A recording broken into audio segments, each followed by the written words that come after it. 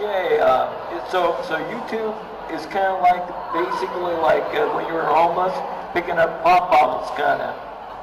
Yeah, I mean, it's kind of like picking up pop bottles. I mean, for me, I say it felt like I won the lottery. It shouldn't have worked. It shouldn't. That's a pretty far-fetched thing to have happen.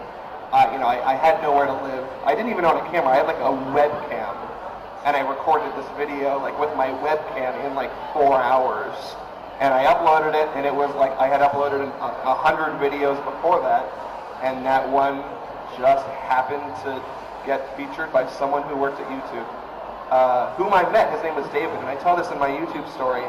I ended up going to San Francisco to an old YouTube event called YouTube Live, and it was like 3 weeks after I got featured. And so a bunch of YouTube employees were there, so this guy comes up to me, his name's David, and he goes, "Hey, I'm the guy who featured your video at YouTube." And I started crying in a hotel, in an event like this, surrounded by like 200 YouTubers. I was just crying. And I said, "You have no idea how much YouTube saved my life. I had no food. I didn't own a blanket. I was sleeping on a floor in a corner, not on an air mattress. It's changed everything. And since then, I've just been more loyal to YouTube than anything else. I would never go to TV. I would never go to film. I mean, we're making a movie, but we're making a YouTube movie that will then be on YouTube for free because we want everyone to see it. And that's like the most important thing is the YouTube community, the website, creating free content. I mean, I'm YouTube fanboy number one. I'm a sucker to YouTube. I'm just like, anything you want me to do forever, I'll do it. So, yeah. All right, another question over here. What's the best advice you can give to a YouTuber that's starting out?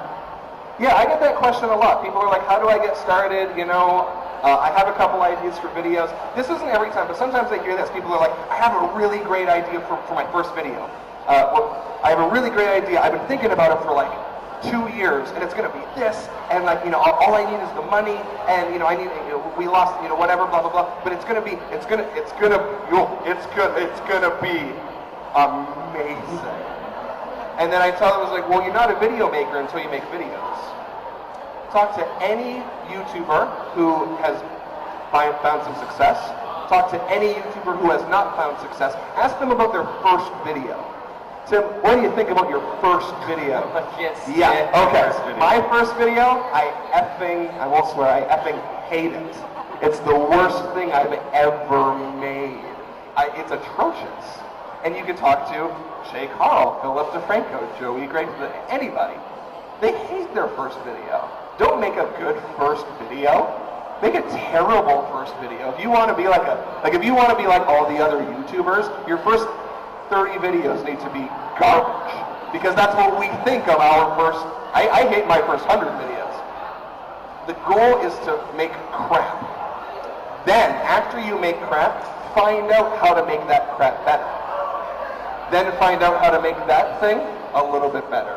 Then find out how to make that thing a little bit better. And a lot of people say, did you go to film school? I did not. After high school, I was like, hit and record in my parents' basement with, like one camera. And then when I was homeless, I didn't even own a camera. And then when I had enough money to buy a camera, I did research. I go to Google. Google can be your teacher. And be like, how much money do you have? $500. What's the best camera I can buy for $500? And then I see like 7 cameras, and I don't know anything about any of them. So then I go to YouTube, Canon T2i versus Nikon D whatever. And then I find a guy reviewing it, and he's like, well, this one's better because of this. And I go, oh, I just learned something for free. And you can do that with lenses. You can do that with microphones. You can do that with makeup. And everything that I learned for filmmaking, I learned by Googling and YouTubing. And I've never had to spend a penny on acquiring knowledge. So all of the money that you would spend going to university, I mean, what does a year cost? Like a semester, like $3,000, sometimes $2, $3, $4, $5,000, depending on the school. It can cost a lot. So let's say you go to school for 2 years, 3 years, 4 years, and it costs tens of thousands of dollars. take that tens of thousands of dollars, don't go to school, and spend it on video gear, and now you have tens of thousands of dollars in video gear. I mean, I know you don't just have that, but you're going to save it by not going to university.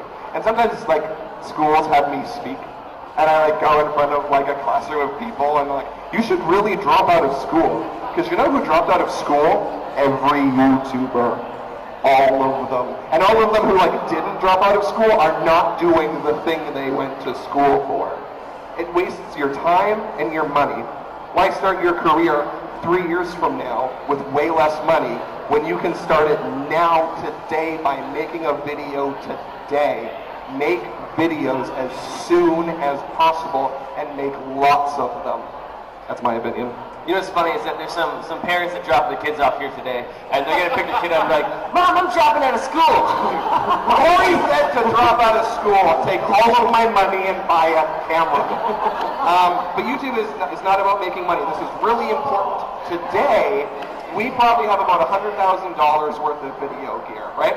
The most successful video I ever made, I made on a $50 web camera. And that's very important. Because we spent, we use all of the best gear that money can buy on our Justin Bieber parody that we put up a couple months ago. And it has, 90,000 views, which is great. That's like, I'm very happy with that. But the Star Wars acapella is going to hit 20 million views, and I shot it on a webcam by myself. So it's not about money, it's not about gear. It's about right place, right time, making lots of videos, and just persistence, and doing what you love. There you go. Any other questions for Corey? Yeah? Who has been your favorite person that you've interviewed so far working on the documentary? My favorite person before interviewing them that I was most excited for was John Green, because he's John Green. Let's hear it for John Green. Let's do it. He's John Green, right? And I knew that going in. My favorite interview that I didn't expect was Kasim G. Kasim was so articulate. He dug deep. He was really deep, really thoughtful. I expected to hang out with Kasim and have him make fun of me. I expected him to be like, this interview's effing whatever. I have a mustache. I don't care. And he didn't do that. And we got him a little drunk. And Shay was like, Shay wasn't there for the interview. Shay intentionally left. And he said, just be honest and trust that we will treat the footage with respect. And trust me. And so Kasim opened right up. And like, I teared up during 3 interviews. That wasn't one of them, but boy, was I close. And I think a lot of the things that he says is going to be like towards the climax of the film. It's incredible what a lot of people had to say. I couldn't believe it.